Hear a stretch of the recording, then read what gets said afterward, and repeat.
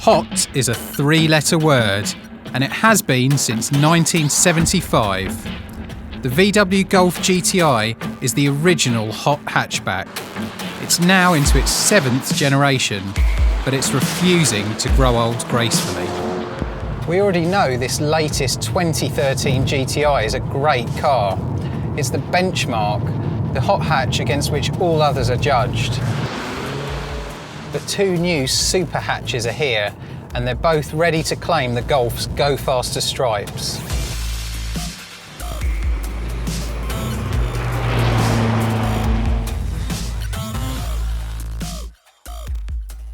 And they don't come much hotter than this.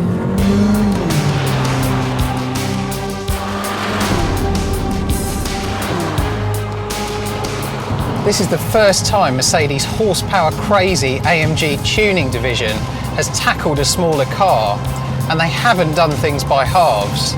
With 355 brake horsepower and four-wheel drive, the A45 is savagely quick. From rest, it hits 62 miles an hour in just 4.6 seconds, 2 seconds faster than the Golf.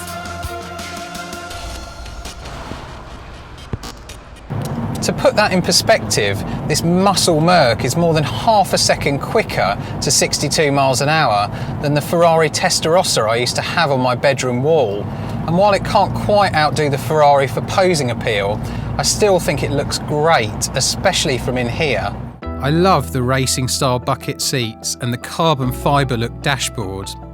The Golf feels better built, but even with its retro tartan trim, it's a bit sensible and staid by comparison. And you could never accuse a car that sounds like this of being sensible. It may have 5 doors and a practical hatchback boot, but the AMG also costs nearly £38,000. Yes, you heard that right, £38,000. That's £12,000 more than a basic Golf GTI. And with all the options fitted, this particular car is, wait for it, £51,000. That's serious money, and I do wonder if this car is exciting enough. With its 4-cylinder turbocharged engine and 4-wheel drive, it reminds me of the Mitsubishi Evos and Subaru Imprezas that, along with the occasional girl, replaced the Testarossa as my objects of desire.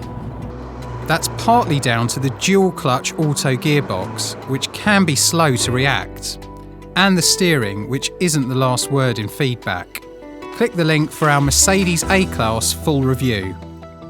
So while it's incredibly quick, the AMG is also a bit one-dimensional. It's like this car, the Golf GTI, turned up to 11, and that's no bad thing. But the BMW is quite a different story. Meet the BMW M135i, the only car in our trio that can do this.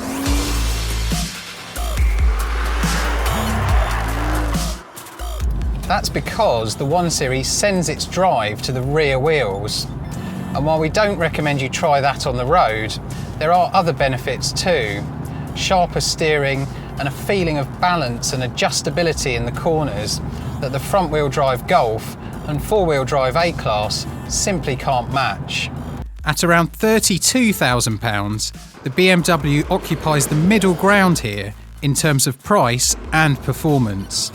Its straight-six engine makes 315 brake horsepower, still 100 bhp more than the VW, and hits 62 miles an hour in 5.1 seconds. Unlike the Mercedes, there's no noticeable turbo lag.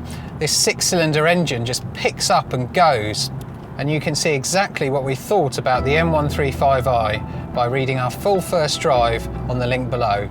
The Golf, well, it's still a lot of fun, but it's best in the mid-range rather than being revved to the red line. I really rate the optional DSG gearbox though. It shows Mercedes how an autobox should work. So, this car might not be quite as exciting either to look at or to drive as the old 1 Series M Coupe, but it's still the one I'd pick for an early morning drive on quiet country roads. But is it the best overall? hot hatchbacks have to be sensible too, and here's where the Golf excels. It has the roomiest interior and the biggest boot. Not only that, it's also the cheapest and the best for claimed fuel economy. Find out how it fared in our more realistic tests by clicking the link. Sadly, I think the Mercedes falls short. It's very fast and very desirable, but it isn't quite engaging enough to drive to justify that price tag. The BMW, well, it's not without fault, and let's not forget, it costs a full £6,000 more than the Golf. But where the Golf does what it says on the tin, the BMW feels genuinely special.